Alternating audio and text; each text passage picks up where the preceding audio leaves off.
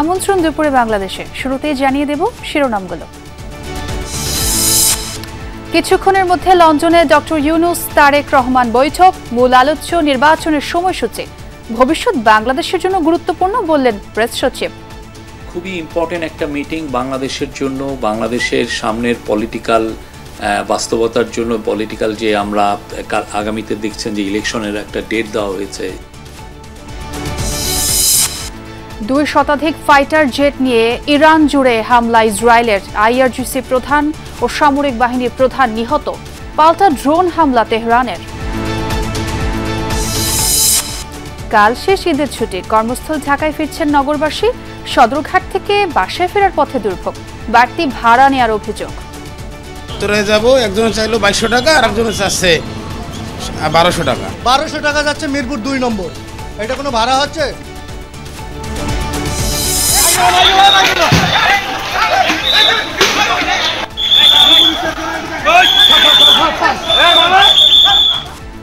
গোপালগঞ্জের কোটালীপাড়ায় আধিপত্য বিস্তার নিয়ে দুপক্ষের সংঘর্ষ, আহত অন্তত 20, অভিযানে যৌথ বাহিনী।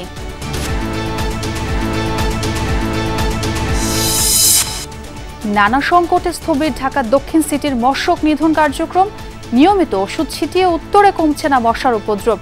বরিশাল বিভাগে ডেঙ্গুর প্রাদুর্ভাব। ভারতে ভয়াবহ বিমান দুর্ঘটনায় নিহতদের পরিচয় শনাক্তের কাজ চলছে। দুর্ঘটনাস্থলে নরেন্দ্র মোদী, উদ্ধার তৎপরতা চলছে।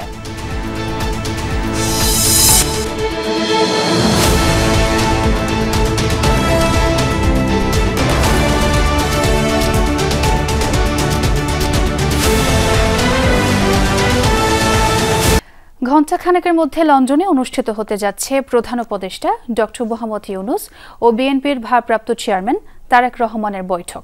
শুক্রবার স্থানীয় সময় সকাল 9টায় লন্ডনের পার্ক লেন হোটেল ডোরচেস্টারে গুরুত্বপূর্ণ এই বৈঠক অনুষ্ঠিত হবে। বৈঠকের বিষয়ে প্রধান উপদেষ্টার প্রেস সচিব বলেন, লন্ডনে 1-to-1 বৈঠকে মিলিত হতে যাচ্ছেন ডক্টর মোহাম্মদ ইউনূস ও তারেক রহমান। নির্বাচনের সময় পুনর্নির্ধারণ, সংস্কার সহ সমসাময়িক রাজনৈতিক বিষয় নিয়ে তাদের আলোচনা হতে পারে। শফিকুল আলম বলেন, ভবিষ্যৎ বাংলাদেশের জন্য এই বৈঠক অত্যন্ত গুরুত্বপূর্ণ। দেশের রাজনৈতিক উত্তেজনা, নির্বাচন নিয়ে জটিলতা ও সরকার ও অন্যান্য দলের টানাপোড়েনের মধ্য দিয়ে এই বৈঠক ঘিরে জনমনে কৌতূহল তৈরি হয়েছে। খুবই ইম্পর্টেন্ট একটা মিটিং বাংলাদেশের জন্য, বাংলাদেশের সামনের পলিটিক্যাল বাস্তবতার জন্য, পলিটিক্যাল যে আমরা আগামীতে দেখছেন যে ইলেকশনের একটা ডেট দেওয়া হয়েছে এপ্রিলে। কি এজেন্ডা এটা না, তারা যে মিটিং করছেন এবং তারা সবকিছুই আলাপ করবেন। 1-to-1 মিটিং হবে। এই ক্ষেত্রে যদি ওনারা মনে করেন যে আরো অন্যান্য কেউ থাকবে, সেটা এই 2জন লিডারই এটা ডিসাইড করবেন। প্রধান উপদেষ্টা ডক্টর মোহাম্মদ ইউনূসের সঙ্গে বিএনপির ভারপ্রাপ্ত চেয়ারম্যান তারেক রহমানের বৈঠক ঘিরে লন্ডনে ডোরচেস্টার হোটেলের সামনে স্থানীয় বিএনপির নেতাকর্মীদের ভিড়। ভোর থেকেই হোটেল ডোরচেস্টারের সামনে উপস্থিত হয়েছেন লন্ডন বিএনপির শত শত নেতাকর্মী। সকলের আগ্রহ তারেক ইউনূস বৈঠক ঘিরে। স্থানীয় নেতাকর্মীরা মনে করছেন, এই বৈঠকের মধ্য দিয়ে নির্বাচনের রোড ম্যাপ নিয়ে সফল আলোচনা হবে।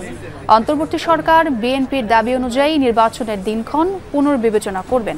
তাদের প্রত্যাশা, ডক্টর ইউনূস ও তারেক রহমানের মধ্যে অনুষ্ঠেয় বৈঠক দেশের জন্য ইতিবাচক বার্তা নিয়ে আসবে।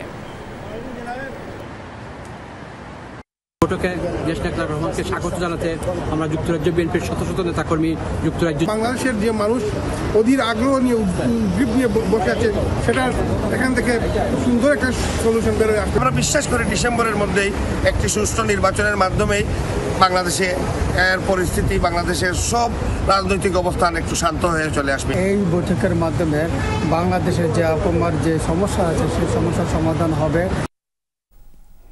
দর্শক, ঘণ্টাখানেক পরই প্রধান উপদেষ্টার সাথে বিএনপির ভারপ্রাপ্ত চেয়ারম্যান তারেক রহমানের বৈঠক অনুষ্ঠিত হতে যাচ্ছে। লন্ডনের পার্ক লেনে হোটেল ডোরচেস্টারে আছেন আমার সহকর্মী হেফাজুল করিম রকিব।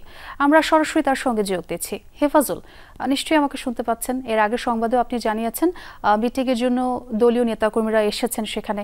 এই যে ঘণ্টাখানেক পর মিটিং, এখন একটু জানাবেন সবশেষ কি অবস্থা দেখছেন সেখানে? সকাল 6টা থেকে কিন্তু যুক্তরাজ্য বিএনপির নেতাকর্মীরা এখানে উপস্থিত ছিলেন ডরচেস্টার হোটেলেই, এটা পার্ক লেনে সেন্ট্রাল লন্ডনে। এখানে কিন্তু সকাল থেকে সবাই উপস্থিত এবং শত শত নেতাকর্মী, ইতিমধ্যে অনেক নেতাকর্মীরা বাংলাদেশের ফ্ল্যাগ হাতে নিয়ে কিন্তু অনেক নেতাকর্মী ইতিমধ্যে এসেছেন এবং বেগম খালেদা জিয়ার এবং জনাব তারেক রহমানের পিকচার নিয়ে পোস্টার নিয়ে অনেকে ইতিমধ্যে উপস্থিত হয়েছেন। তারা সবাই আগ্রহ নিয়ে বসে আছেন কখন বিএনপির ভারপ্রাপ্ত চেয়ারম্যান জনাব তারেক রহমান এখানে আসবেন এবং ডক্টর ইউনূসের সাথে আজকের যে বৈঠকটি এটা অত্যন্ত গুরুত্বপূর্ণ। তারা মনে করেন প্রায় 17 বছর পর জনাব তারেক রহমানের সাথে এটা অত্যন্ত একটা গুরুত্বপূর্ণ বৈঠক হচ্ছে আজকের বৈঠক। কারণ আজকের বৈঠকে কিন্তু নির্ধারণ হবে বেসিক্যালি যে কখন ইলেকশনটা হবে। এই ইলেকশন সবাই তো ইলেকশনের জন্য অপেক্ষা করতেছে, কারণ সবাই মনে করে 17 বছর তারা ভোট দিতে পারে, বিএনপি নেতাকর্মীরা অনেকে দেশে যেতে পারে নাই, প্রবাসীরা অনেকে দেশে যেতে পারে, তারা এখন তাদের যে গণতান্ত্রিক অধিকার সেটা দেওয়ার জন্য আছে। এবং সবাই বললো যে আজকে জনাব তারেক রহমানের সাথে যে বৈঠকটা, সেই বৈঠকে কিন্তু নির্বাচন সংস্কার এবং বিচার প্রক্রিয়া এবং বিএনপির নেতাকর্মীরা যে বিভিন্ন সময় গুম হত্যার শিকার হয়েছেন সেই বিচারগুলো যেন প্রপারলি হয় সেগুলো নিয়েও তাদের কনসার্ন রয়েছে। এবং ঢাকার মেয়র ইশরাক হোসেনের যে শপথ, সেই শপথ গ্রহণ নিয়ে আজকে কথা বলবেন। তবে আমরা যতটুকু জানতে পারছি আজকের বৈঠকে 3 সদস্য বিশিষ্ট বৈঠকে আজকে অংশগ্রহণ করবে। তার মধ্যে বিএনপি স্থায়ী কমিটির সদস্য জনাব আমির খসরু মাহমুদ এবং পাশাপাশি হচ্ছে যে আপনার এই পররাষ্ট্র বিষয়ক উপদেষ্টা তার জনাব তারেক রহমানের হুমায়ুন কবির, উনি উপস্থিত থাকবেন। তো এখন পর্যন্ত তারেক রহমান আসে নাই, তবে আমরা যতটুকু শুনতে পেরেছি 8:45-এর দিকে তারেক রহমান এই হোটেলে আসবেন। সবাই উদ্গ্রীব হয়ে বসে আছে কখন তারেক রহমান এই হোটেলে ঢুকবেন। ইতিমধ্যে কিন্তু শত শত নেতাকর্মীরা এখানে উপস্থিত হয়েছেন। আমরা কিন্তু অনেকের সাথে কথা বলেছি। এই ছিল আমার সাথে। বিএনপির ভারপ্রাপ্ত চেয়ারম্যান তারেক রহমানের সঙ্গে প্রধান উপদেষ্টা ডক্টর মোহাম্মদ ইউনূসের যে সভা, সেটি নিয়ে বিস্তর খোঁজ খবর রেখেছেন আমার সহকর্মী যমুনা টেলিভিশনের বিশেষ প্রতিনিধি সাইফুদ্দিন রবিন। তিনি বিভিন্ন প্রতিবেদনও করেছেন, আমরা সেটি দেখছিলাম। আমরা তার সঙ্গে একটু যোগ দিতে চাই। রবিন, আমরা জানি বৈঠকটিকে খুবই গুরুত্বপূর্ণ বলা হচ্ছে এবং এই বৈঠকের মাধ্যমে নির্বাচনের যে রোডম্যাপ সেটি প্রত্যাশা করা হচ্ছে এবং আরও বলা হচ্ছে ভবিষ্যৎ বাংলাদেশের জন্য এই বৈঠক খুবই গুরুত্বপূর্ণ। আপনার কাছে যেটি আমার প্রশ্ন, দেশের রাজনীতিতে আসলেই এর প্রভাব কতটা হতে পারে?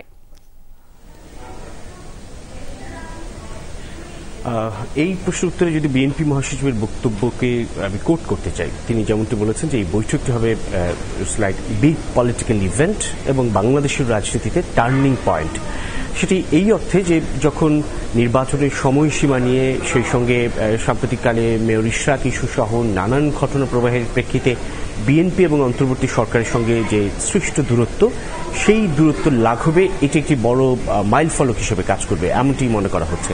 এবং অন্যান্য বাদবাকি যেসব রাজনৈতিক দলগুলো রয়েছে বাংলাদেশে, সেই সব রাজনৈতিক দলগুলোর দৃষ্টিও কিন্তু এই বৈঠকের দিকে লন্ডনে, অর্থাৎ বিএনপির ভারপ্রাপ্ত চেয়ারম্যান এবং অন্তর্বর্তী সরকার প্রধান উপদেষ্টা ডক্টর মোহাম্মদ ইউনূসের সঙ্গে এই বৈঠক থেকে আসলে কোন ধরনের সমাধান কিংবা গুরুত্বপূর্ণ কোন কোন আলোচনার মীমাংসা ঘটে, সেসব বিষয়গুলোর দিকে তাকিয়ে আছে আসলে প্রত্যেকে।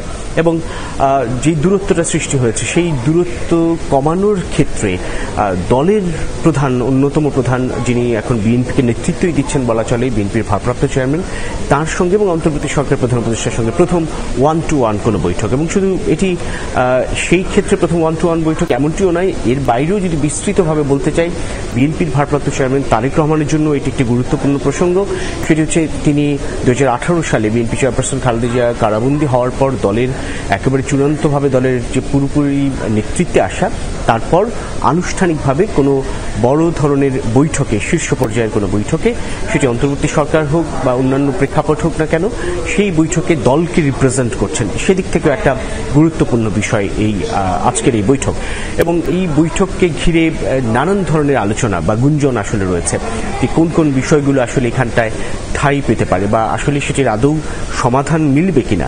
ধারণা করা হচ্ছে যেহেতু সকলেই শীর্ষ পর্যায়ের নেতৃত্ব, দুজনেই, অর্থাৎ বিএনপি ভারপ্রাপ্ত চেয়ারম্যান এবং অন্তর্বর্তী সরকারের প্রধান উপদেষ্টা ডক্টর মোহাম্মদ ইউনূস, তারা দুজনেই যেহেতু শীর্ষ পর্যায়ের নেতৃত্ব, তাদের দুজনেরই যেহেতু একক সিদ্ধান্ত নেওয়ার ক্ষমতা আছে যে কোনো বিষয়ে, সেক্ষেত্রে এই আলোচনায় যে কোনো ধরনের সংকট বা যে কোনো ধরনের বিতর্ক কিংবা যে কোনো ধরনের সমস্যা, সেসবে এক ধরনের সমাধান মিলতে পারে বলে প্রত্যাশা করা হচ্ছে। এবং সেই কারণে সাধারণ জনগণের যেমন আগ্রহ আছে, অন্যান্য রাজনৈতিক দল কিংবা অন্যান্য বিভিন্ন স্টেক হোল্ডারের আসলে ব্যাপক আগ্রহ আজকের এই বৈঠকটিকে ঘিরে।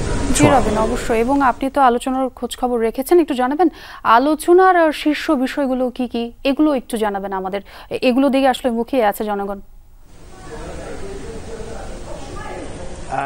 মূলত জাতীয় ইস্যু নিয়েই আলোচনা হবে এবং সেই জাতীয় ইস্যুগুলোর মধ্যে কি কি থাকছে। যে বিতর্কটি মূলত এখনকার সময়ে দুই পক্ষকে এক ধরনের বিভাজনের দিকে নিয়ে গিয়েছে সেটি হচ্ছে নির্বাচনের রোডম্যাপ, আপনি যেমনটি বলছিলেন, এবং নির্বাচনের সময়সীমা। বিএনপির ভারপ্রাপ্ত চেয়ারম্যান কিংবা বিএনপি দীর্ঘদিন থেকেই বলে আসছে যে ডিসেম্বরে সেই উপযুক্ত সময়। অন্যদিকে অন্তর্বর্তী সরকারের প্রধান উপদেষ্টা ঘোষণা করেছেন এপ্রিলের প্রথমার্ধের কথা। সেই সময়টি পুনর্বিবেচনার আহ্বান জানানো হবে বিএনপির পক্ষ থেকে। অন্যদিকে যুক্তি যেগুলো এর আগেও তারা তুলে ধরেছিলেন, কেন আসলে এপ্রিলে নির্বাচন হতে পারে না, কেন ডিসেম্বর কিংবা এই কাছাকাছি সময় নির্বাচন হতে পারে, সেই বিষয়গুলো। এবং সেই আলোচনার প্রেক্ষাপটে সকলেরই প্রত্যাশা যে ফেব্রুয়ারি, অর্থাৎ ডিসেম্বরও না এপ্রিলও না, মাঝামাঝি একটা সময়, এবং সেটি ফেব্রুয়ারি হতে পারে, রমজানের আগেই যেন জাতীয় নির্বাচন অনুষ্ঠিত হয়, সেই দিকটাই মূলত বিএনপির পক্ষ থেকে মূল দাবি থাকবে। আলোচনায় আছে জুলাই সনদ প্রসঙ্গ, অর্থাৎ যে সংস্কার প্রস্তাবনা। বিএনপি যেটি বলছে যে সেটি নিয়ে চূড়ান্ত কোনো সিদ্ধান্ত হয়তো বা আজকের এই বৈঠকে নাও হতে পারে, কেননা এটি একটি ধারাবাহিক আলোচনার মধ্য দিয়ে হচ্ছে জাতীয় ঐকমত্য কমিশনের সঙ্গে। কিন্তু কিছু কিছু বিষয় নিয়ে সম্পূর্ণরূপে দ্বিমত অবস্থানে আসলে দুপক্ষ, যেমন ধরুন প্রধানমন্ত্রী জাতীয় সংসদের নেতাও হতে পারেন, এরকম কিছু প্রসঙ্গ আছে। সেই বিষয়গুলো নিয়ে এক ধরনের আলোচনা হতে পারে আজকের এই বৈঠকে, হয়তোবা দু একটি গুরুত্বপূর্ণ সিদ্ধান্তও হতে পারে। বিএনপির অনড় অবস্থান যেসব বিষয়গুলো, কিংবা অন্তর্বর্তী সরকারের যে জায়গাগুলোতে ঐকমত্য কমিশনের অবস্থান, সেই বিষয়গুলো নিয়ে দুই পক্ষ এক ধরনের সুরাহার মধ্য দিয়ে আসতে পারে। বিএনপি দীর্ঘদিন থেকে বলে আসছে প্রশাসন সহ রাষ্ট্রযন্ত্রের বিভিন্ন জায়গায় বিগত সরকার বা ফ্যাসিবাদী সরকারের নানান দোসররা অবস্থান নিয়ে আছে, যারা অন্তর্বর্তী সরকারের কর্মকাণ্ডেও বিঘ্ন ঘটাচ্ছে এবং আগামী দেশ পরিচালনার ক্ষেত্রেও বিঘ্ন ঘটাতে পারে। সেই সব দোসরদেরকে অপসারণের বিষয়টুকু বিএনপি আজকের এই বৈঠকে বিএনপির ভারপ্রাপ্ত চেয়ারম্যান তুলে ধরবেন। এবং আরেকটি গুরুত্বপূর্ণ বিষয়, বিএনপি যেমনটি বলে আসছিল, যেহেতু নতুন রাজনৈতিক দল গঠন করেছে ছাত্র প্রতিনিধিরা, সেক্ষেত্রে কোনো ছাত্র প্রতিনিধিরা অন্তর্বর্তী সরকারের উপদেষ্টা হিসেবে থাকার প্রয়োজন নেই বলে মনে করে বিএনপি। তাহলে নিরপেক্ষতা নিয়ে এক ধরনের প্রশ্ন উঠতে পারে, এবং সেই নিরপেক্ষতা নিয়ে প্রশ্ন উঠেছে বলেও দাবি করা হয়েছে দলের তরফ থেকে। এবং বিভিন্ন মন্ত্রণালয়ে, বিভিন্ন গুরুত্বপূর্ণ সংস্থায় ছাত্র প্রতিনিধিদের নিয়েও এক ধরনের বিতর্কের বিষয়। সেই জায়গাটাই বিএনপি আজকের এই বৈঠকে দলের ভারপ্রাপ্ত চেয়ারম্যান তুলে ধরবেন। দল নিরপেক্ষ অবস্থান যেন নিশ্চিত করে অন্তর্বর্তী সরকার, সেই বিষয়টি, সেই প্রসঙ্গটি। সেই সঙ্গে আইনের শাসনের কথা বলা হচ্ছে, আইন শৃঙ্খলা পরিস্থিতি, সেসব তো থাকবেই আলোচনায়। এর বাইরে আরও দুই একটি বিষয়, খুব গুরুত্বপূর্ণ বিষয়, নির্বাচন কেন্দ্রিক সংস্কারগুলো বাস্তবায়নের উপর জোর দেবে বিএনপি। অর্থাৎ জাতীয় নির্বাচনের আগে নির্বাচন সংক্রান্ত যেসব সংস্কার প্রস্তাবনায় ঐকমত্য হবে, সেই প্রস্তাবনাগুলো যেন বাস্তবায়ন করে যায় অন্তর্বর্তী সরকার। বাদবাকি সংবিধান ছাড়া অন্যান্য যেসব সংস্কার ঐকমত্য হবে কিন্তু এক মাসের মধ্যে বাস্তবায়ন সম্ভব, সেটি হয়তো অন্তর্বর্তী সরকারের অধীনে বাস্তবায়নের বিষয়ে বিএনপির পক্ষ থেকে সাড়া থাকবে। কিন্তু এর বাইরে ঐকমত্য হওয়া কিংবা না হওয়া বৃহৎ পরিসরের সংস্কার, দীর্ঘমেয়াদী সংস্কার যেসব, সেগুলো নির্বাচিত রাজনৈতিক সরকারের অধীনেই করা প্রয়োজন বলে মনে করে বিএনপি, এবং সেই বিষয়গুলো নিয়ে আলোচনা হবে আজকের বৈঠকে। আজকের বৈঠকে আলোচনায় থাকবে বিএনপির অবস্থান পরিষ্কারভাবে, যে গণপরিষদের যেই দাবি উঠেছিল সেটি নয়, বরং জাতীয় নির্বাচনের মধ্য দিয়ে আসলে আগামীর সংকট নিরসন কিংবা আগামীর বাংলাদেশ বিনির্মাণের পথে হাঁটতে হবে বাংলাদেশকে বা অন্তর্বর্তী সরকারকে, সেই বিষয়গুলো। এবং সেই সঙ্গে অন্তর্বর্তী সরকারের যাবতীয় কার্যক্রমে যেন বৃহৎ রাজনৈতিক দল হিসেবে বিএনপি সহযোগিতা করে, সেই আহ্বান থাকবে। এবং দেশের স্বাধীনতা, সার্বভৌমত্বের, নিরাপত্তার এই প্রশ্নগুলো থাকবে আজকের আলোচনায়। সামগ্রিকভাবে মোটা দাগে যেই সব অমীমাংসিত বিষয়গুলো বিএনপির বাংলাদেশে অবস্থানরত দলের অন্যান্য শীর্ষ পর্যায়ের নেতৃত্বের সঙ্গে মীমাংসার মধ্য দিয়ে যায়নি, সেই সব বিষয়গুলোই আজকে প্রধান উপদেষ্টা ডক্টর মোহাম্মদ ইউনূসের সঙ্গে বিএনপির সর্বোচ্চ বা দ্বিতীয় সর্বোচ্চ নেতা যাকে বলা যায়, কিংবা দলের এই মুহূর্তে সর্বোচ্চ নেতা, যিনি দলকে নেতৃত্ব দিচ্ছেন সাংগঠনিকভাবে কিংবা যে কোনো সিদ্ধান্ত নেওয়ার ক্ষেত্রে, দলের ভারপ্রাপ্ত চেয়ারম্যান তারেক রহমান, তার সঙ্গে আজকের এই বৈঠকের মধ্য দিয়ে আসতে পারে এমন প্রত্যাশা করছেন সকলে। তবে মূল বিষয়, মূল আকর্ষণ কিংবা মূল আগ্রহের জায়গাটাই থাকবে সেই নির্বাচন প্রসঙ্গ। বেশ গুরুত্বপূর্ণ আলোচনা হলো আপনার সঙ্গে, বেশ কিছু আলোচনার বিষয়ে আপনি জানালেন আমাদের এবং এই বৈঠকের খোঁজখবর রেখেছেন, সেজন্য ধন্যবাদ রবিন আপনাকে আমাদের সঙ্গে যোগ দেওয়ার জন্য। বিএনপির ভারপ্রাপ্ত চেয়ারম্যান তারেক রহমানের সঙ্গে আজ লন্ডন সময় সকাল ৯টা থেকে ১১টার মধ্যে বৈঠক করবেন প্রধান উপদেষ্টা ডক্টর মোহাম্মদ ইউনূস। দলের স্থায়ী কমিটির সদস্য সালাউদ্দিন আহমেদ জানিয়েছেন, এই বৈঠকে নির্বাচনের দিনক্ষণ নিয়ে গুরুত্বপূর্ণ সিদ্ধান্ত আসতে পারে। অন্যদিকে বিপ্লবী ওয়ার্কার্স পার্টির সাধারণ সম্পাদক সাইফুল হক মনে করেন, এ সময় অন্তর্বর্তী সরকারের পক্ষ থেকেও বিএনপিকে বেশ কিছু প্রস্তাব দেয়া হতে পারে। সাইফুদ্দিন রবিনের রিপোর্টে দেখুন বিস্তারিত। আগামী ডিসেম্বরের মধ্যেই জাতীয় নির্বাচন অনুষ্ঠিত হতে হবে। ডিসেম্বরে যখন নির্বাচনের দাবি বিএনপির, তখন অন্তর্বর্তী সরকারের প্রধান উপদেষ্টা ঘোষণা করলেন জাতীয় নির্বাচন হবে এপ্রিলের প্রথমার্ধে। আগামী জাতীয় নির্বাচন 2026 সালের এপ্রিলের প্রথমার্ধের যে কোনো একটি দিনে অনুষ্ঠিত হবে। এরপরই সংশয় ছিল অন্তর্বর্তী সরকারের পক্ষ থেকে আহ্বান জানানো লন্ডনে বিএনপির ভারপ্রাপ্ত চেয়ারম্যানের সঙ্গে প্রধান উপদেষ্টার বৈঠকের ভবিষ্যৎ নিয়ে। 6 তারিখে তিনি জাতির উদ্দেশ্যে ভাষণ দেওয়ার কারণে যে নির্বাচনের সময়সীমার উল্লেখ করা হয় সেই ভাষণে এই সাক্ষাৎ হবে কিনা সেটা একটা দ্বিধাদ্বন্দ্বে ছিলাম আমরা। প্রধান উপদেষ্টার অফিস থেকে আবারও সাক্ষাতের বিষয়টি উত্থাপন করা হলে তখন স্থায়ী কমিটির মিটিংয়ে আমরা সিদ্ধান্ত নেই যে রাজনৈতিক শিষ্টাচার হিসাবে অবশ্যই সাক্ষাৎ করা প্রয়োজন। বিএনপি নেতারা জানান বিএনপির পক্ষ থেকে এই বৈঠকে সর্বোচ্চ গুরুত্ব পাবে নির্বাচনের দিনক্ষণ। বিএনপির সঙ্গে যুগপৎ আন্দোলনে থাকা বিপ্লবী ওয়ার্কার্স পার্টিও মনে করে বৈঠক থেকে ফেব্রুয়ারিকে বিবেচনা করা হতে পারে উপযুক্ত সময়।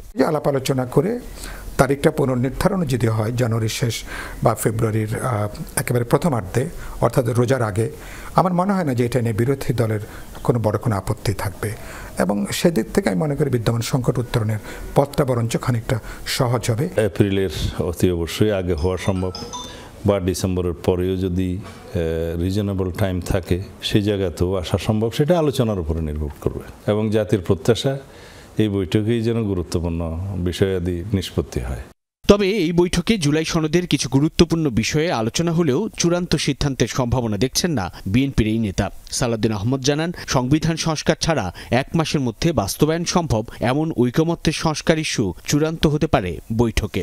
নির্বাচন অনুষ্ঠানটা কখনো সংস্কার এবং বিচারের সাথে সংশ্লিষ্ট নয়, শুধুমাত্র নির্বাচন সংশ্লিষ্ট যে সমস্ত সংস্কারগুলো করা প্রয়োজন সেগুলো করলেই হবে। তারা আশা করেছেন যে জুলাইয়ের প্রথমার্ধের মধ্যে তারা সনদটা তৈরি করতে পারবেন, সেটা ওইখানে তো সমাপ্ত হবে না। এখন আলোচনা হতে পারে, সামান্য কয়েকটা বিষয়ে হয়তো গুরুত্বপূর্ণ বিষয়ে আলোচনা হতে পারে। এই বৈঠক থেকে আমি মনে করি যে প্রধান উপদেষ্টার দিক থেকে নিশ্চয়ই তিনি বেশ কিছু বিষয় তিনি হয়তো অফার করবেন সংস্কার, বিচার এবং নির্বাচনের মধ্য দিয়ে, যাতে এই সরকার যাতে তারা নিরাপদে বা একটা মর্যাদার জায়গা থেকে তারা যেন ক্ষমতা হস্তান্তর করে তারা বেরিয়ে যেতে পারেন। সাধারণ জনগণ থেকে বাদবাকি রাজনৈতিক দল প্রত্যেকের দৃষ্টি ইউনুস তারেক বৈঠকের দিকে, যার মধ্য দিয়ে রাজনৈতিক সংকট কিংবা অন্তর্বর্তী সরকারের সঙ্গে বিএনপির সৃষ্ট দূরত্ব দূর হবে বলে প্রত্যাশা তাঁদের। অন্তর্বর্তীকালীন সরকারের নিরপেক্ষতা নিয়ে যে সমস্ত প্রশ্ন উত্থাপিত হয়েছে সেগুলো আমরা পুনরুল্লেখ করব। সাইফুদ্দিন রবিন, যমুনা নিউজ, ঢাকা। ইরানের রাজধানী তেহরান সহ একাধিক স্থানে পারমাণবিক ও সামরিক স্থাপনায় বিমান হামলা চালিয়েছে ইসরায়েল। অন্তত 5 দফায় টার্গেট করা হয় বেশ কিছু আবাসিক এলাকা। এখন পর্যন্ত উচ্চপদস্থ সামরিক কর্মকর্তা সহ বেশ কয়েকজন বেসামরিক নাগরিকের মৃত্যুর খবর পাওয়া গেছে। জবাবে ইসরায়েল লক্ষ্য করে শখানেক drone ছুড়েছে Iran.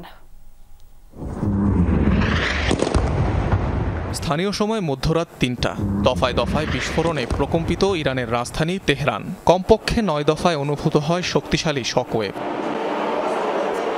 Operation rising lion নামে ইরান জুড়ে বিশেষ অভিযান চালায় ইসরায়েল। টার্গেট করা হয় রাজধানী তেহরান সহ ইস্পাহান, তাবরিজ, আরাক, কেরমানের একাধিক অঞ্চল। এসব এলাকায় গুরুত্বপূর্ণ পরমাণু কেন্দ্র সহ সামরিক স্থাপনা এবং তেল পরিশোধনাগারগুলোর অবস্থান। With a program to develop nuclear weapons. ইরানের হুমকি মোকাবেলায় কিছুক্ষণ আগেই অপারেশন রাইজিং লায়ন পরিচালনা করেছে ইসরায়েল। তেল আবিবের অস্তিত্বের জন্য এই হুমকি শেষ না হওয়া পর্যন্ত এই অভিযান চলতেই থাকবে। দশকের পর দশক ধরে তারা আমাদের ধ্বংসের জন্য হুঙ্কার দিয়ে আসছে। হামলায় ব্যাপকভাবে ক্ষতিগ্রস্ত হয় ইরানের সবচেয়ে সুরক্ষিত এবং সমৃদ্ধ পারমাণবিক স্থাপনা নাতানস পরমাণু কেন্দ্র। তেল আবিবের দাবি তেহরানের অন্তত 6 সামরিক স্থাপনা ধ্বংস হয়েছে তাদের হামলায়। উচ্চ পদস্থ সামরিক কর্মকর্তা ও 2 পরমাণু বিজ্ঞানী সহ প্রাণ গেছে বেশ কয়েকজন বেসামরিকের। জবাবে ইসরায়েল লক্ষ্য করে শতাধিক ড্রোন নিক্ষেপ করে ইরান, জানিয়েছে ইসরায়েলি প্রতিরক্ষা বিভাগ IDF। পাশাপাশি বেদনাদায়ক পরিণতির জন্য তেল আবিবকে প্রস্তুত থাকার হুঁশিয়ারি দিয়েছেন ইরানের সর্বোচ্চ ধর্মীয় নেতা আয়াতুল্লাহ খামেনি। ইসরায়েল তাদের রক্তমাখা হাত দিয়ে আমাদের প্রাণপ্রিয় দেশের উপর আঘাত এনেছে, সর্বশক্তিমান আল্লাহর কসম দিয়ে আমাদের প্রাণপ্রিয় দেশের উপর আঘাত এনেছে, সর্বশক্তিমান আল্লাহর কসম কেটে বলছি তাদের শাস্তির অপেক্ষায় থাকতে হবে। আমাদের সশস্ত্র বাহিনীর শক্তিশালী হাত থেকে তারা রেহাই পাবে না। ইসরায়েলকে বেদনাদায়ক পরিণতির জন্য তৈরি থাকতে হবে, তাদের এটা ভোগ করতেই হবে। তেহরানের পরমাণু কর্মসূচি কেন্দ্র করে বেশ কয়েকদিন ধরেই উত্তেজনা চলছিল ইরান ইসরায়েলের মধ্যে। কয়েকদিন আগেও মিলে জোরালো হামলার পূর্বাভাস। অনিক রহমান, যমুনা নিউজ। ইসরায়েলের হামলায় মারা গেছেন ইরানের বিপ্লবী গার্ড বাহিনী IRGC প্রধান মেজর জেনারেল হোসেন সালামি। দেশটির রাষ্ট্রীয় বার্তা সংস্থা তাসনিম এবং তেহরান টাইমস জানিয়েছে তথ্য। প্রতিবেদনে দাবি করা হয় হামলার সময় IRGCর হেডকোয়ার্টার্সে অবস্থান করছিলেন তিনি। একই হামলায় নিহত হয়েছেন ইরানের সামরিক বাহিনীর প্রধান মোহাম্মদ বাঘেরি। এছাড়াও প্রাণ গেছে বেশ কয়েকজন উচ্চপদস্থ সামরিক কর্মকর্তার। এখন পর্যন্ত 2 পরমাণু বিজ্ঞানীর মৃত্যুর খবরও পাওয়া গেছে। এদিকে হামলায় ক্ষতিগ্রস্ত তেহরানের অন্তত 6 সামরিক স্থাপনা। 200-র বেশি যুদ্ধ বিমান নিয়ে ইরানে হামলা চালায় ইসরায়েল, যার মধ্যে রয়েছে F-35 লাইটনিং এবং F-15 ইগল বাজের মতো অত্যাধুনিক ফাইটার জেট। এর পাশাপাশি গোয়েন্দা নজরদারি এবং রিফুয়েলিং বিমানও ছিল এই বহরে। ফলে জর্ডান এবং ইরাকের আকাশপথ পাড়ি দিয়ে ইরান সীমান্তে পৌঁছায় এসব Israeli fighter jet. Long range missile ব্যবহার করায় তা নির্ভুলভাবে আঘাত হানে ইরানের বিভিন্ন স্থাপনায়। F-35 লাইটনিং রাডারকে সফলভাবে ফাঁকি দিয়ে নির্ভুলভাবে টার্গেটে আঘাত হানতে সক্ষম এই মার্কিন ফাইটার জেট। ইরানে চালানো সামরিক অভিযান অপারেশন রাইজিং লায়নের নেতৃত্ব দেয় এই আলোচিত ফাইটার জেট। ইসরায়েলি প্রতিরক্ষা দফতর বলছে অভিযানে অংশ নেয় 2 শতাধিক বিমান। F-35 ছাড়াও F-15C ইগল এবং F-16I সুফা জেট ব্যবহার করা হয়। এই অবস্থায় প্রশ্ন উঠেছে কিভাবে হাজার হাজার কিলোমিটার দূরে ইরানে বিমান অভিযান চালালো ইসরায়েল। আন্তর্জাতিক বিভিন্ন গণমাধ্যম বলছে সৌদি আরব এবং অন্যান্য উপসাগরীয় দেশগুলো তাদের আকাশপথ ব্যবহারের অনুমতি দেয়নি। জর্ডান এবং ইরাকের আকাশসীমা পার হয় ইসরায়েলি যুদ্ধ বিমানগুলো, এরপর সেগুলো পৌঁছায় ইরানের আকাশসীমায়। ইসরায়েলি বিভিন্ন গণমাধ্যম বলছে বহরে ছিল গোয়েন্দা নজরদারি এবং রিফুয়েলিং বিমান, ফলে আকাশপথেই জ্বালানি তেল সংগ্রহ করে ইসরায়েলি ফাইটার জেটগুলো। তবে ইরানের আকাশসীমায় প্রবেশের আগেই মিসাইল হামলা চালানো হয় ইসরায়েলি ফাইটার জেট থেকে। দূরপাল্লার এসব ক্ষেপণাস্ত্র ইরানের রাডারে ধরা পড়ার আগেই আঘাত হানে লক্ষ্যে। একদিকে রাডার ব্যবস্থাপনার দুর্বলতা, অন্যদিকে F-35 ফাইটার জেটের রাডার ফাঁকি দেওয়ার সক্ষমতার কারণে এসব যুদ্ধবিমান কিংবা মিসাইল ঠেকাতে ব্যর্থ হয় ইরান। বেশ কিছুদিন ধরে এই হামলার পরিকল্পনা করে আসছিল ইসরায়েল। মীর মুশফিকা হাসান, যমুনা নিউজ। ঈদের ছুটি কাটিয়ে আবারও ধীরে ধীরে কর্মস্থলে ফিরতে শুরু করেছে মানুষ। সকাল থেকেই সড়ক, রেল ও নৌপথে ছিল কর্মস্থলে ফেরা মানুষের ঢল। রোববার থেকে খুলছে অফিস আদালত, তাই সব রুটেই বাড়ছে মানুষের চাপ। চট্টগ্রামে দেশের বিভিন্ন প্রান্ত থেকে ছেড়ে আসা ট্রেনে ছিল যাত্রীদের উপচে পড়া ভিড়। ট্রেনের শিডিউল বিপর্যয়ের কারণে ভোগান্তিতে পড়তে হয় যাত্রীদের। তবে সড়ক পথে তেমন যানজট না থাকায় দুর্ভোগ ছাড়াই গন্তব্যে পৌঁছাচ্ছেন কর্মস্থলে ফেরা মানুষ।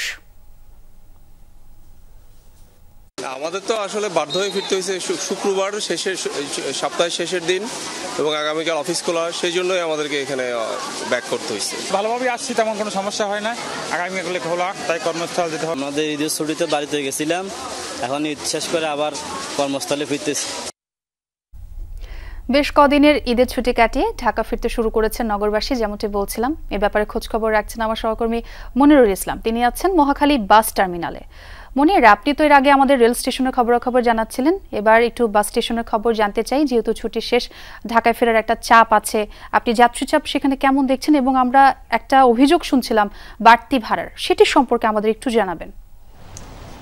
দিচ্ছ, আজকে আসলে বাস, ট্রেন, লঞ্চ দুটোতেই যাত্রীর চাপ বাড়ছে। যদিও একদিন বাকি আছে ঈদের ছুটি শেষ হওয়ার, তো এই একদিনের ছুটি অর্থাৎ শেষ দিনে বা শেষ দিন রাতের বা বাস, ট্রেন, লঞ্চ দুটোতেই যাত্রীর চাপ বাড়ছে। যদিও একদিন বাকি আছে ঈদের ছুটি শেষ হওয়ার, তো এই একদিনের ছুটি অর্থাৎ শেষ দিনে বা শেষ দিন রাতের বা নাইট যে জার্নি যেটা বলা হয়, রাতের সেই সময় একটু ঝক্কি ঝামেলা থাকার শঙ্কা থাকে। তো সেই শঙ্কা এড়াতে একদিন আগেই ঈদের ছুটিতে মানুষজন আসতে শুরু করেছেন। ভোর থেকে সকাল 9টা-10টা পর্যন্ত যতটা চাপ ছিল, এখন সেই চাপটা একটু কমেছে। তবে সেই যে চাপ ছিল, লঞ্চ ছিল, বাস টার্মিনালগুলোতে, কমলাপুর রেল স্টেশন সহ অন্যান্য রেল স্টেশনগুলোতে প্রতিটি ট্রেন, প্রতিটি বাসে করে যাত্রীরা আসছেন।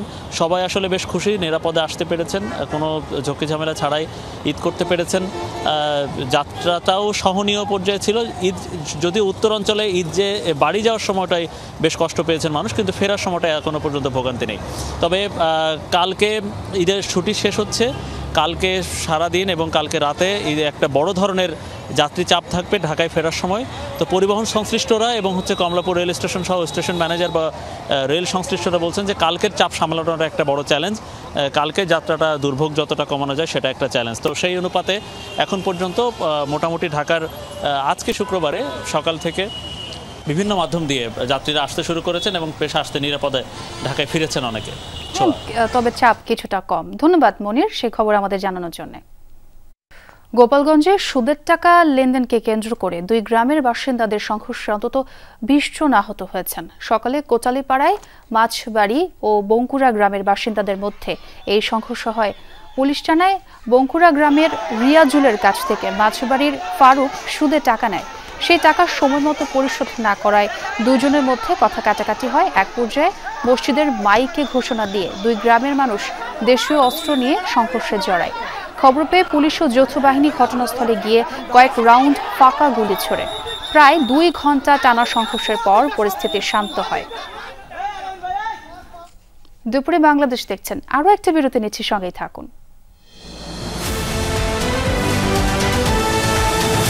প্রায় 1 মাস ধরে স্থবির ঢাকা দক্ষিণ সিটির মশক নিধন কার্যক্রম। এই সুযোগে ঘরে বাইরে প্রতিটি জায়গায় প্রজননের নিরাপদ আবাস গড়ে তুলেছে এডিস মশা। উত্তর সিটিতে নিয়ম করে ওষুধ ছেটালে উপদ্রব কমেনি মশার। বিশেষজ্ঞরা বলছেন, এবার মশার বংশবৃদ্ধির হার মারাত্মক। বড় ধরনের সংক্রমণের ইঙ্গিত তাদের। সহকর্মী আরিফুর রহমান সবুজ জানাচ্ছেন বিস্তারিত। ছবি তুলেছেন পার্থ রায়।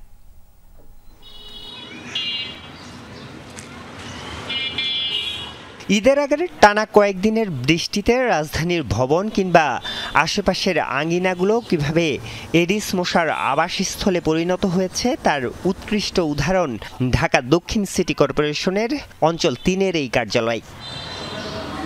অথচ এই কার্যালয় থেকেই পরিচালিত হয় এই অঞ্চলের মশক নিধন কার্যক্রম। চারদিকে ছড়িয়ে ছিটিয়ে জমে থাকা বৃষ্টির পানি, প্লাস্টিক, টায়ার, এমনকি যে মশা নিধনের জন্য এসব ড্রামে সংরক্ষণ করা হয়েছে ম্যালাথিয়ান ওষুধ, সেসব ড্রামেও জমে আছে বৃষ্টির পানি। আর এসব বৃষ্টির পানিতেই বড় হচ্ছে এডিস মশার লার্ভা। সবচেয়ে ভয়ঙ্কর তথ্য জানালেন মশা নিধনে রাখা এসব ওষুধের ড্রামের পাহারায় থাকা এই আনসার সদস্য। দক্ষিণের মেয়র ইস্যুতে গেল প্রায় 1 মাস ধরে চলা আন্দোলনের জেরে বন্ধ এ এলাকার ওষুধ ছিটানো। সপ্তাহে সম্ভবত 2 থেকে 3 দিন তারা মাল দিত, তেল দিত, এই তেল দিয়ে তারা ওই ওয়ার্ডে স্প্রে করত। আর ইস্টাকে ঝামেলার পর থেকে বন্ধ আছে, একেবারে কেউ আসেই না। শুধু এই আঞ্চলিক কার্যালয়েই নয়, এই স্থবিরতা পুরো দক্ষিণ সিটি জুড়েই। যেহেতু কিছুদিন কাজ কম হয়েছে বিশেষ প্রতিকূলতার জন্য বা নগরপণ বন্ধ থাকার জন্য, সেহেতু আমরা কাজটাকে ডাবল করে এই শনিবার থেকে আমরা যে ফগিং কার্যক্রমটা করতাম তার চেয়ে ডাবল করে ফগিং কার্যক্রম করব। মশা নিধনের এই কাজ উত্তর সিটিতে চলছে সকাল বিকাল বেশ জোরে সোরেই। তবে এর ফল মিলেছে কতটুকু? এখন কামড়াচ্ছে আপনাকে তো কামড়া নেই, আমারও কামড়া নেই। তো আমি রাত্রে কতক্ষণ পরে সন্ধ্যা হইব না বইলাম কামড়ার দিলে যে তো কাম হয়েছে না হয় নাই। বড় বড় মশা কামড় দিলে মনে করেন জ্বর উঠতে যায়, এরকম মশা ধোয়া দিলে উড়িয়া মশা আরো বেশি কামড়ায়, মশা শক্তি মারে আরো। মে মাসের মাঝামাঝি এবং শেষ দিক মিলিয়ে কয়েক দফায় টানা বৃষ্টি, এর মধ্যেই টানা 10 দিনের ঈদের ছুটি। সেই বৃষ্টির পানি এখনো জমে আছে সড়ক, বাসাবাড়ি, ভবনের ছাদ কিংবা বেসমেন্টে। বিশেষজ্ঞদের শঙ্কা, এ সময়ে এডিস মশার প্রজনন বাড়বে মারাত্মকভাবে। এডিস মশার ঘনত্ব, ডেঙ্গু রোগীর সংখ্যা, তাপমাত্রা, আর্দ্রতা এবং বৃষ্টিপাতকে বেস করে কম্পিউটার ফরকাস্টিং যে একটি মডেল তৈরি করি, সেখানে আমরা নিশ্চিত দেখছি যে বছর এডিস মশার কারণে ডেঙ্গু এবং চিকুনগুনিয়ার প্রকোপ বাড়ার একটি সম্ভাবনা আছে। এ নিয়ে বাড়তি নজরদারি আছে বলছে উত্তর সিটি কর্পোরেশন। ভেক্টর ম্যানেজমেন্টের জন্য সারা ওয়ার্ল্ডে স্বীকৃত যত ধরনের পদ্ধতি আছে, যত মেকানিজম আছে, সবই করা হচ্ছে। স্বাস্থ্য অধিদপ্তরের তথ্য মতে ডেঙ্গুর পিক টাইম শুরু হওয়ার আগেই বুধবার পর্যন্ত গেল 6 মাসে ডেঙ্গু আক্রান্ত হয়ে হাসপাতালে ভর্তি হয়েছে 5303 জন, মারা গেছেন 23 জন। আরিফুর রহমান সবুজ, যমুনা নিউজ, ঢাকা। এদিকে বরিশাল বিভাগে হঠাৎ করেই ডেঙ্গুর প্রাদুর্ভাব বেড়েছে। বিশেষ করে বরগুনা জেলার সংক্রমণের হার সবচেয়ে বেশি। পরের অবস্থানে রয়েছে পটুয়াখালী জেলা। স্বাস্থ্য বিভাগ বলছে সংক্রমণ ঠেকাতে এডিস মশার বংশবিস্তার রোধ এবং সচেতনতার কোনো বিকল্প নেই। ময়লা আবর্জনা ও জমে থাকা পানিতে জন্ম নিচ্ছে এডিস সহ বিভিন্ন প্রজাতির মশা, যার যন্ত্রণায় অতিষ্ঠ বরিশালের মানুষ। প্রচুর পরিমাণে মশা, রাত্র ঘরে ঠিক মতন বলা যাচ্ছে না, দিনে তো আসি। ডেঙ্গু নিয়ে যে আমরা কি আতঙ্কে আছি, ছোট ছোট বাচ্চা নিয়ে, সেটা বলার মতো না। সাধারণত বর্ষা মৌসুমে বাড়ে ডেঙ্গুর প্রকোপ, তবে এবছর একটু আগেভাগেই এডিস মশার কামড়ে আক্রান্ত হচ্ছে মানুষ। বুধবার একদিনেই বরিশাল শের-ই বাংলা মেডিকেলে ভর্তি হয়েছে 30 জন রোগী। বরিশাল জেলায় এ পর্যন্ত 5 শতাধিক রোগী চিকিৎসা নিয়েছে। হয়তো কোনো সিজনালি জ্বরটা পরে আমি আমাদের গোলাপচিপেতে যাই, ওইখানে গিয়ে আমি টেস্ট করি। টেস্ট করার পরে আমি ডেঙ্গু পজিটিভ আসি। এ হলো আমার ছোট ভাই, তা ও হঠাৎ করে জ্বর হয়েছে, তো পরবর্তীতে আমরা এখানে নিয়ে আসছি। টিকা তো একটা ভেরিয়েন্টের উপর হয়, তো যখন একটা ভেরিয়েন্টের উপর করে দেখা যায় সে আবার তার জাত চেঞ্জ করে, তার প্রকৃতি চেঞ্জ করে, নেচার চেঞ্জ করে, যার কারণে আসলে 100% মানে প্রতিরোধ ক্ষমতা সম্পন্ন টিকা আবিষ্কার করতে পারছে না। বিভাগে ডেঙ্গু আক্রান্তের সংখ্যা সবচেয়ে বেশি বরগুনা জেলায়। হাসপাতালে জায়গার সংকুলান হচ্ছে না, পাঠানো হচ্ছে বরিশাল ও ঢাকায়। বুধবার পর্যন্ত এ জেলায় আক্রান্তের সংখ্যা 1500 ছাড়িয়েছে। মৃত্যু হয়েছে 5 জনের। আমার পরিবারে আমরা 4 জন সদস্য এবং 4 জন সদস্যরই আমরা ডেঙ্গু আক্রান্ত। শ্বশুর এবং শ্যালক এরা দুইজনই ডেঙ্গুতে আক্রান্ত। জুন মাসের এই পরিস্থিতিতে এসে এতখানি ডেঙ্গু রোগী কখনো এর আগে আমাদের মোকাবেলা করতে হয়নি। স্বাস্থ্য বিভাগের পরিসংখ্যান বলছে দেশে ডেঙ্গু আক্রান্ত মোট রোগীর 1/3 বরগুনা জেলায়। এর কারণ হিসেবে নানা সমস্যার কথা বলছেন স্থানীয়রা। কাছে একটা খাল আছে, এই খালে পর্যাপ্ত পরিমাণে ময়লা ফালানো হয়, এই জন্য এখানে অনেক প্রচুর পরিমাণে মশা। যেহেতু হাইলি পপুলেটেড এরিয়া, সেহেতু এটা খুব র্যাপিডলি আমার মনে হচ্ছে সংক্রামিত হচ্ছে, তো এটা কারণ বলে আমি মনে করি। স্বাস্থ্য বিভাগের হিসাব অনুযায়ী 1 জানুয়ারি থেকে এ পর্যন্ত বরিশাল বিভাগে ডেঙ্গুতে আক্রান্ত হয়েছে 2486 জন, মৃত্যু হয়েছে 7 জনের। দক্ষিণাঞ্চলে দ্রুত গতিতে বাড়ছে ডেঙ্গুতে আক্রান্তের সংখ্যা। প্রতিদিন হাসপাতালে আশঙ্কাজনক হারে ভর্তি হচ্ছে ডেঙ্গু রোগী। বিশেষজ্ঞরা বলছেন এডিস মশা প্রতিরোধে এখনই কার্যকরী পদক্ষেপ নেওয়া না হলে মহামারী আকার ধারণ করতে পারে ডেঙ্গু। কাউসার হোসেন, যমুনা নিউজ, বরিশাল। ভারতের আহমেদাবাদে ভয়াবহ বিমান দুর্ঘটনায় নিহতদের মরদেহ উদ্ধার এবং পরিচয় শনাক্তের কাজ চলছে। এর আগে দুর্ঘটনায় কমপক্ষে 290 জনের মৃত্যুর কথা জানায় কর্তৃপক্ষ। তবে চূড়ান্ত সংখ্যা জানতে আরও দীর্ঘ সময় প্রয়োজন বলে জানানো হয়। কর্তৃপক্ষ বলছে কিছু মরদেহ এতটাই পুড়ে গেছে যে তা শনাক্ত করতে ডিএনএ টেস্ট করা প্রয়োজন। এদিকে দুর্ঘটনাস্থলে পরিদর্শন করেন প্রধানমন্ত্রী নরেন্দ্র মোদী। নিহতদের পরিবারকে 1 কোটি রুপি করে দেওয়ার ঘোষণা দিয়েছে টাটা গ্রুপ।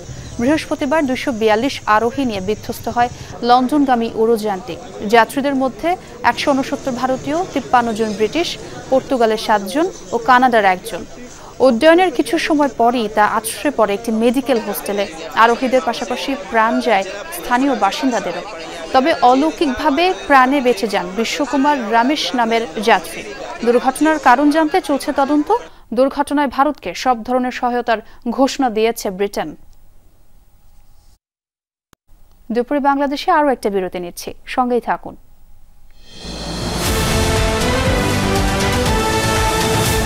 নাজমুল হোসেন শান্তকে সরিয়ে নতুন ওয়ানডে অধিনায়ক হিসেবে মেহেদী হাসান মিরাজকে নিয়োগ দিয়েছে বিসিবি। তাতেই প্রশ্ন উঠতে শুরু করেছে, এই সিদ্ধান্ত কি ড্রেসিং রুমে প্রভাব ফেলবে? মিরাজ এই শঙ্কা উড়িয়ে দিয়ে বলেন, অধিনায়ক আছেন কি নেই তাদের এই ভাবনা কখনোই কাজ করে না। এক সময় অসম্ভব ভালো বন্ধু ছিলেন সাকিব আল হাসান আর তামিম ইকবাল। সময়ের পালা বদলে সেই বন্ধুত্ব এখন অতীত। যেভাবে নাজমুল হোসেন শান্তকে সরিয়ে মেহেদী হাসান মিরাজকে ওয়ানডে অধিনায়কত্ব দেয়া হলো, তাতে সেই অনূর্ধ্ব 15 দল থেকে শান্ত মিরাজের যে বন্ধুত্বের শুরু, সেই বন্ধুত্বে ভাঙন ধরতে পারে। ড্রেসিং রুমে তৈরি হতে পারে আরেকটা সাকিব তামিম দ্বন্দ্ব।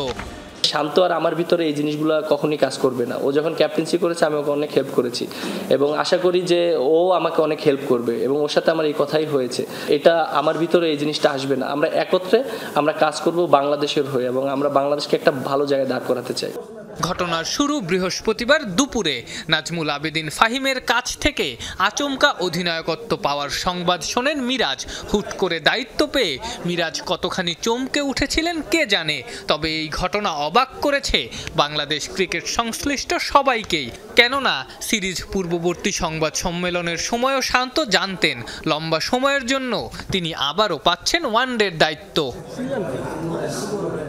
আন্ডার 19 থেকেই মিরাজকে ভাবা হচ্ছিল ভবিষ্যতের নেতা হিসেবে, কিন্তু যে পথ পরিক্রমায় এই নেতৃত্ব এই অলরাউন্ডারের হাতে এলো, সেই যৌক্তিকতা নিয়েও প্রশ্ন তোলা যায়।